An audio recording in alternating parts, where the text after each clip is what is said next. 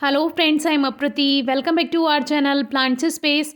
आज हम जुलाई में खिलने वाली अपनी डे लिली को नया पॉट देंगे और इनसे एक से ज़्यादा गमले तैयार करेंगे। देखते हैं इनसे कितने प्लांट्स बनकर तैयार हो पाते हैं।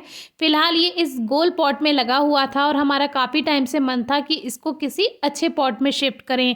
सर्दियों में इस जुलाई वाली डे लिली का ग्रोइंग सीजन नहीं था, तो इसकी पत्तियां सूख गईं और अब इसमें न्यू ग्रोथ स्टार्ट हो रही है। तो ये बिल्कुल सही समय है कि इसको ठीक कर लिया जाए।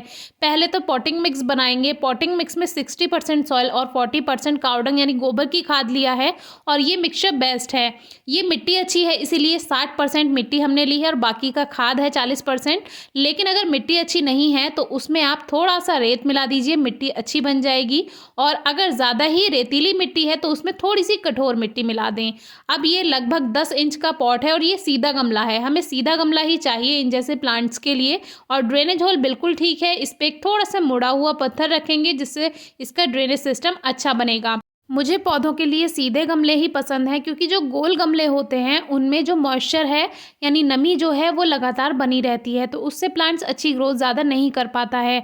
लेकिन फिर भी हमारे प्लांट्स की मिट्टी अच्छी रहती है तो ग्रोथ अच्छी हो ही जाती है। तो जो पॉटिंग मिक्स बनाया वो भर दिया और बीच में एक लेयर इसमें गोबर की खाद की यानी कावडंग की डाल दी और ऊपर से फिर से थोड़ी सी और मिक्सचर जो हमने बनाया था वो डाल दिया। बीच में एक लेयर खाद की डालना इसलिए भी ज़रूरी होता है जिससे जब रूट्स फैलें तो उसे अंदर जाकर पॉट में पोषण मिल सके। अब जो है ये हम साइड साइड से इसकी मिट्टी हटाएंगे जो गमले में लगा हुआ प्लांट है। इससे क्या होगा, जो मेन रूट्स हैं वो ज़्यादा डिस्टर्ब नहीं होती हैं। ये काम आप बल्ब वाले प्लांट्स में भी कर सकते हैं। अब कैसे पता करें प्लांट की ग्रोथ अच्छी है, तो ड्रेनेज होल से देखिए रूट्स बाहर आ रही हैं, इसका मतलब इसमें काफ़ी अच्छी जड़ें बन चुकी हैं। तो अब इसको बाहर निकालने में थोड़ी परेशानी होती है। जब ड्रेनेज होल से बाहर रूट्स चली जाती हैं तो वो फंस जाती हैं थोड़ी सी।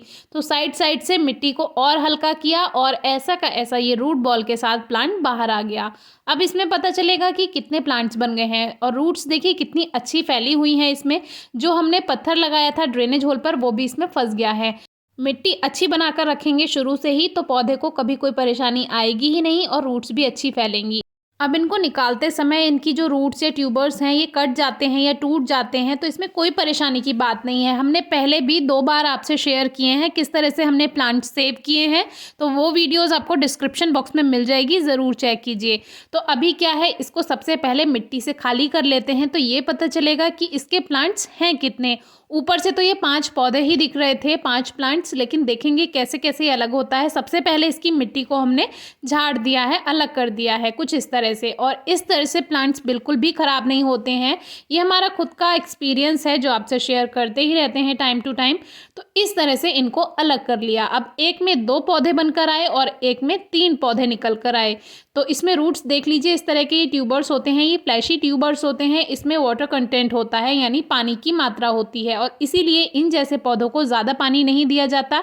बिल्कुल ऐसे ही स्पाइडर प्लांट में भी होता है। आपने स्पाइडर प्लांट की जो रूट्स हैं उनको बाहर निकाल कर अगर देखा हो तो इसीलिए इन जैसे पौधों को ज़्यादा पानी की ज़रूरत नहीं होती। अब हल्की हल्की रूट्स को हम ट्रिम कर देंगे यानी ट्यूबर से अलग जो इनकी बारीक रूट्स हैं उनको हमने हल्का हल्का कटिंग कर दी है जिससे इनको शिफ्ट करने में थोड़ी आसानी रहेगी। अब पॉट ज़्यादा भर गया था मिट्टी से तो इसको थोड़ा सा फिर खाली किया और अब इसको रख देते हैं।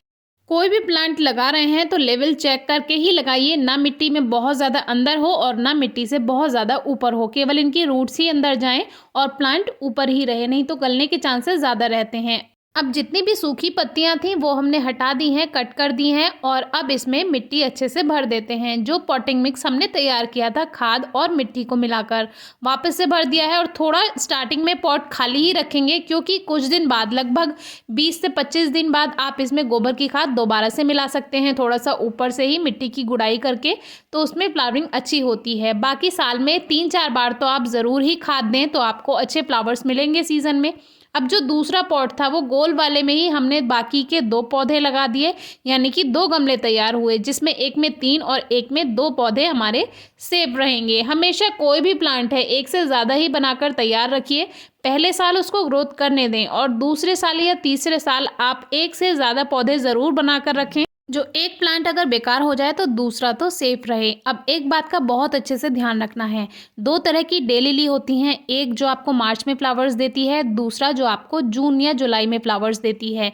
ये जो डे लिली हमने आज रिपोर्ट की है ये जुलाई में फ्लावर्स देती है, इसीलिए अब फरवरी में इसको रिपोर्ट किया है।